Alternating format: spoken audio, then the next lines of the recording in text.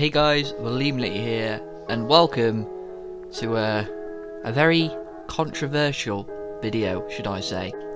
It's safe to say the launch of Vanguard hasn't been the best, but I don't want to talk about that today. What I want to talk about is all the good things. I want to spread some positivity around the community right now because a lot of people are not happy, and that's the truth.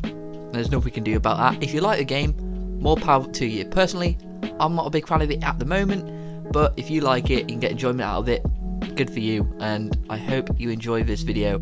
Here we go with the top 5 things I think Treyarch did right with Call of Duty Vanguard Zombies. Number 1. Goodbye rarities.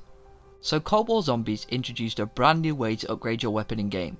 Of course, you had Pack-a-Punch, which introduced the really cool feature of getting to choose what AAT you wanted to use, but then we saw the introduction to the armor station, where you could buy armor for yourself and upgrade your gun to a higher rarity to give it an extra tier of damage. The rarities were based on level: uncommon, rare, epic, and legendary, and each tier would increase the damage your gun would do. In Vanguard Zombies, Treyarch has decided to get rid of this feature of extra damage increase, and now the only way you can improve your weapon's performance is through Pack-a-Punch and with the perks like Deadshot and Speed Cola. Now, I personally see this as a good thing, as I really didn't see the point in adding this extra way of upgrading your gun if it was just another damage increase. Damage increase has always been a Pack-a-Punch's job.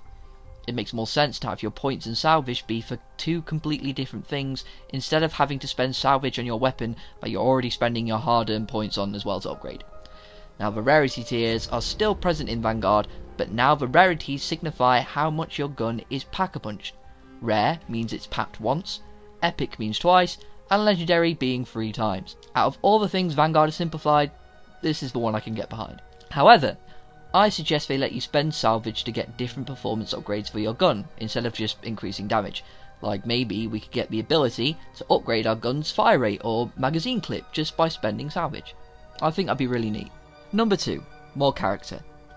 I really appreciate some of the effort to try and improve the dialogue we receive whilst playing, and creating characters that are more engaging than perhaps the cast we are given in Cold War.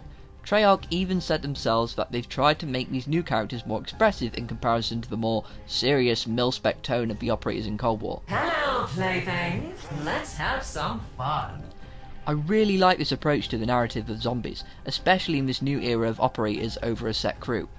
Part of the zombies experience is getting to hear some badass one-liners from your own character whilst blasting away at zombie skulls. Auf Wiedersehen for your face! All I can ask is that we get more of this in the future. It would be much appreciated, since, as good as the dialogue can be, it can also get terribly repetitive for our toy soldiers. Professor, it is time to bid your toy soldiers auf Wiedersehen! Number 3. The new perks. So, before you crucify me in the comment section, just hold your horses and hear me out. The reason why the classic perk machines from the old Ether story were even in Cold War in the first place was because Psychov rebuilt them and sent them to us through the Dark Ether so we could use them to help fight back against the undead. I even decided to help you. I gave you a fighting chance. Machines, perks, power-ups. What could you achieve with these tools at your disposal? As disappointing as it may be to not have our precious perk machines in the game, I'm glad Treyarch didn't fall to the pressure of fan service when making sure they stuck to the story they're trying to tell. The new theme and stylization of the perks makes sense to both the story and the brand new occult theme that's been introduced through Vanguard. The actual perk system, however, can absolutely eat my big fat hairy. Number 4. The movement. Not too much to say about this one really. Unfortunately, this point can't be attributed to the efforts of Treyarch because it's Sledgehammer who've essentially worked on the movement of this game. However, I can appreciate how much of a speed boost you gain from a maxed out stamina up. I mean, new name, whatever. I don't even know what it's called. I can't be bothered. I've been playing a lot of the older games recently, and the one thing that a lot of them suffer with is how clunky the movement can be. So I'm glad technology has helped this improve over time. Movement is essential in this game due to the fact you're stuck in such small spaces during these objectives. Being able to move swiftly and effectively is incredibly helpful, so again, I appreciate the work that's been done, especially since the beta. Number 5. Treyarch's passion for zombies. So, recently, of course, with all the anger towards the launch of Vanguard, a lot of people have been taking their anger out on the developers and stuff. So, I just want to share some tweets here from the lead game designer Treyarch for Treyarch Zombies, Kevin Drew, and here is what he tweeted about the situation. Video game development is complex, just like any entertainment industry. It is very rare that a single individual is responsible for the success of a game. It takes many talented people to create something special. Even with an amazing team, there are circumstances beyond their control that can impact a game. Development time, budget, and meeting consumer demands, to name a few. Ultimately, that should not matter to the person playing the game. As the consumer, it is their right to play it and form an opinion, negative or positive, and voice that. What troubles me is when people claim that the developers have no passion for the game they work on. This could not be further from the truth. Having gone through that many times over the years, they are likely taking that criticism the hardest as they reflect on the unique challenges of that project and how they can do better. Regardless of the circumstances, we always want people to enjoy the things we make. I didn't doubt that that passion wasn't there. What I doubted was the direction and the people making the decisions of where this is going. If we are going to put a blame finger on anyone, at the end of the day, it's on the hands of the people making these decisions. A lot of the internet like to pretend that they know everything about game development, like it's just this easy thing.